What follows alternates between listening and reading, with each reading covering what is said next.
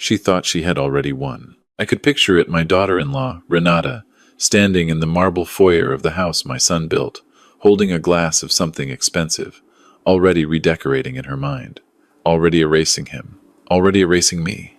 But she hadn't read the documents carefully enough. People who are in a hurry to take what isn't theirs rarely do. My name is Arthur Calloway. I'm 67 years old. I spent 31 years as a civil engineer, designing bridges that still stand across 4 states. I know how things hold together. I know, better than most, exactly where the cracks are hiding and how long it takes for them to split wide open. This is the story of how my son, even after he was gone, built one last structure that nothing could knock down. My son's name was Daniel. He was 38 when he died. Pancreatic cancer, the kind that gives you almost no warning and absolutely no mercy. From diagnosis to the end, we had 11 weeks. 11 weeks to say everything we hadn't said in 38 years, to sit beside each other in hospital rooms that smelled like antiseptic and fluorescent light, to watch a man who had once run marathons become someone who needed help walking to the bathroom. Daniel had built a logistics software company from a spare bedroom in Nashville. By the time he was 34, that company had 42 employees and contracts with 3 regional hospital networks. He was not flashy about money. He drove a used Ford F-150 and kept a vegetable garden in the backyard of the house he bought in Franklin, Tennessee. A beautiful property, 4 acres, with a creek running along the eastern edge and a workshop in the back where he built furniture on weekends. He met Renata at a charity gala 5 years before he died. She was in marketing consulting at the time, polished and articulate and very good at reading a room. I remember the first time he brought her to my house in Murfreesboro. She complimented everything: my cooking, my woodworking, the photographs on the walls. My late wife Eleanor would have said, "Watch the ones who work too hard to make you like them." Eleanor had a gift for that kind of clarity. I missed it more than I can say. Daniel married Renata 14 months after they met. I was his best man. I smiled in every photograph. I meant most of it. The cancer appeared in January. By February, Daniel had told Renata, told me, and told his attorney, a quiet, methodical man named Gerald Fitch, who had handled Daniel's business affairs for 6 years. I didn't know, at the time, everything that Daniel told Gerald. I would find out later. I would find out that my son, in the middle of losing his life, had been thinking with extraordinary precision about what would happen after. What I knew then was that Renata changed when the diagnosis came. It wasn't obvious at first. She was attentive in the hospital. She brought Daniel things he asked for. But there was a quality to her attentiveness that I noticed: the way she always seemed to be calculating something just behind her eyes, the way she asked the doctors questions that were less about his comfort and more about timelines. Once, in the hallway outside his room, I heard her on the phone with someone I didn't recognize. She was speaking quietly, but I caught the words "once everything is settled and the property alone is worth" before she noticed me and ended the call. I said nothing to Daniel. He was fighting hard enough already. I told myself I was being uncharitable. I told myself grief makes people strange. He died on a Thursday evening in March, with the window cracked open and the smell of early spring coming through. I held his hand. Renata was on the other side of the bed. We did not look at each other. The funeral was on a Saturday. By Sunday night, Renata had changed the security code on the Franklin house. I discovered this when I drove over Monday morning to collect some of Daniel's personal items. He had asked me to take care of a box of his mother's jewelry, a set of architectural drawings he'd made in college, 2 journals he'd kept since his 20s. He had told me, in one of our last conversations, that those journals were mine to keep. I punched in the code I had always used. The panel beeped 3 times and flashed red. I rang the doorbell. Renata answered in a silk robe, holding a coffee mug, looking entirely unsurprised to see me. "Arthur," she said. My name in her mouth had always sounded like a small inconvenience. "I came for Daniel's things," I said. "The items he asked me to take." She tilted her head. "I'm going to need some time to go through everything before anything leaves the house. You understand. Estate matters." "These aren't estate matters," I said. He specifically asked me. "I'm the executor of the estate, Arthur." She said it gently, The way you might explain something to someone very old or very slow. Everything in this house is part of the estate until the process is complete. I'm sure you understand. I understood. I understood something much larger than she realized in that moment. I asked if I could at least come in and sit for a while, in the house where my son had lived. She said it wasn't a great time. She closed the door. I stood on that porch for a moment, looking at the wood grain, remembering that Daniel and I had refinished it together 3 summers ago. We'd spent an entire Saturday on our hands and knees with sandpaper and stain. He'd burned the back of his hand on the heat gun, and we'd laughed about it for an hour. I walked back to my truck. I sat in the driveway for a long moment.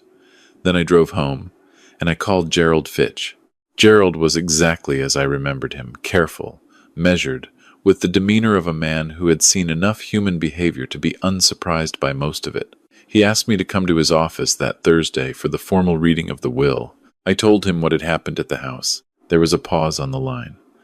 Then Gerald said, "Arthur, I think you should come Thursday and simply listen. Don't say anything to Renata before then. Don't ask her for anything. Don't explain anything." Something in his voice made me sit up straighter. "Gerald," I said, "is there something I should know?" Another pause. Longer this time. "Daniel was very thorough," he said. "Come Thursday." Renata was already seated when I arrived at Gerald's office. She had brought a woman I didn't recognize, introduced as her personal attorney, a sharp-looking woman in her 40s named Miss Breck. Renata herself was dressed in expensive dark clothing that managed to suggest mourning while also suggesting power. She gave me a brief, professional nod when I sat down. The kind of nod you give someone you've already mentally dismissed. Gerald set a folder on the desk. He thanked us both for coming. He offered water.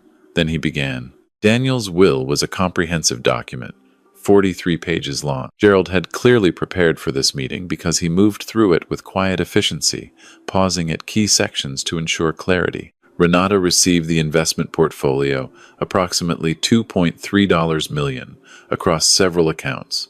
She received the joint bank accounts, which held another $400,000. She received Daniel's vehicle, his personal belongings, and his collection of woodworking tools. Miss Breck was taking notes, looking satisfied.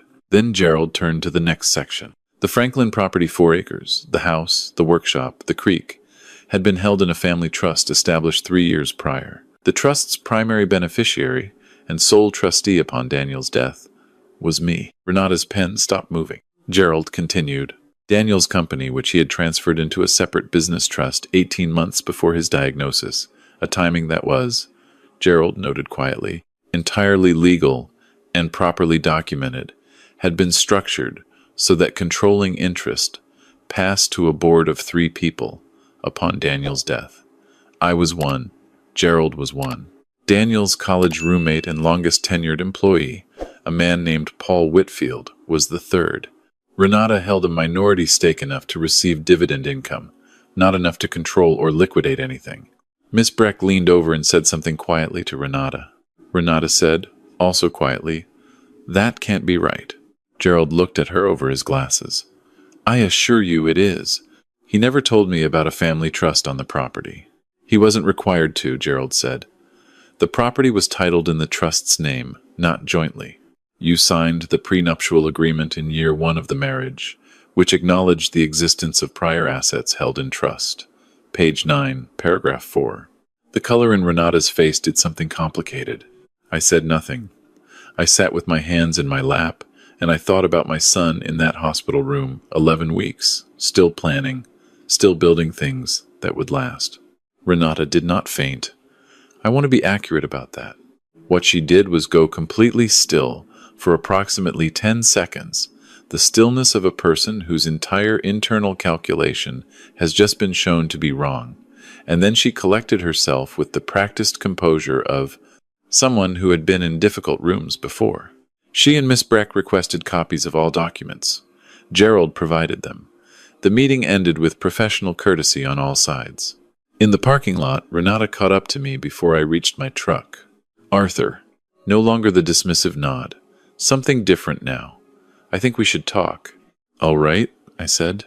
"I know we've had our differences." She paused. "I was grieving. The way I handled things at the house, I wasn't in a good place. I think going forward, with everything being what it is, We could find a way to come to an arrangement that works for both of us. I looked at her for a moment. I thought about the Sunday night she changed the door code.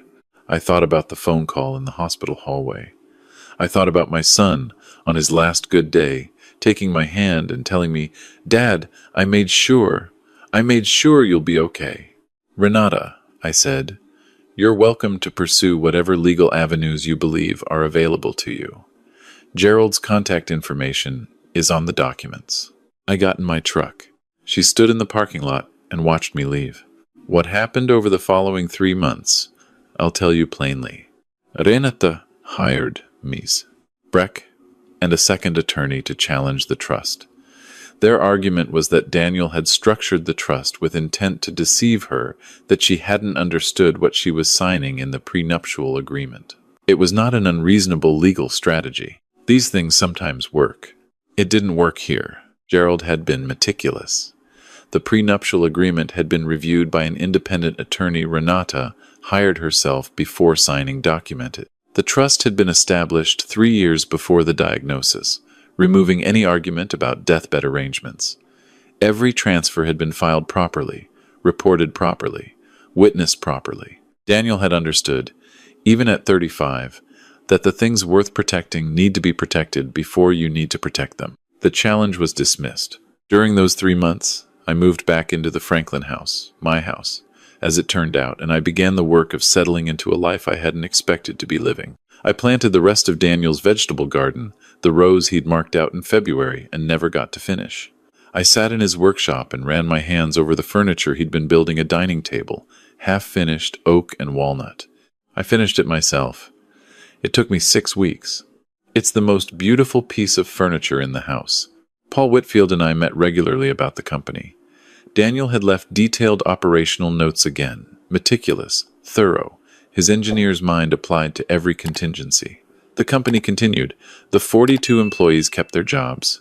By July, we'd signed a new contract with a hospital network in Ohio. The call from Renata came on a Wednesday evening in late August. I was on the back porch, watching the light go off the creek the way it does in late summer, all gold and slow. My phone buzzed. I didn't recognize the number, but I answered. Arthur. Her voice was different from the parking lot. Tighter, smaller. "I need to talk to you." "All right," I said.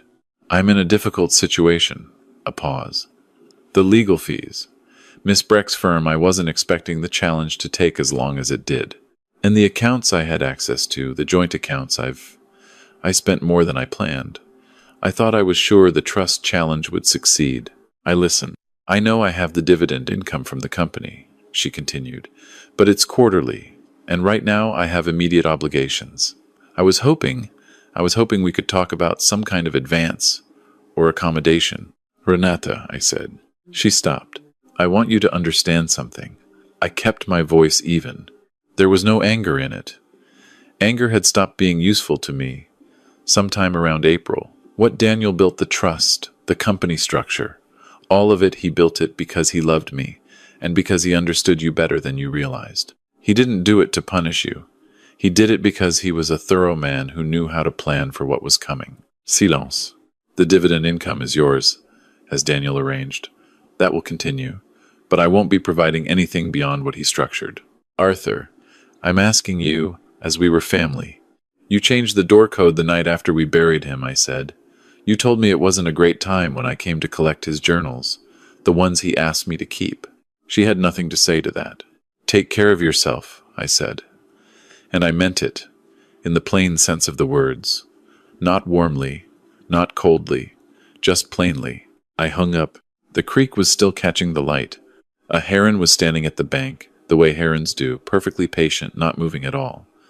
I watched it for a long time. There's something I should tell you about the journals. I eventually recovered them. Renata's attorney, during the discovery phase of the trust challenge, was required to provide an inventory of personal items, and Daniel's journals were listed. Gerald requested their transfer to me as items specifically designated by the deceased. She had to comply. I read them over the course of 2 weeks, in the evenings, sitting in the workshop where Daniel used to build things.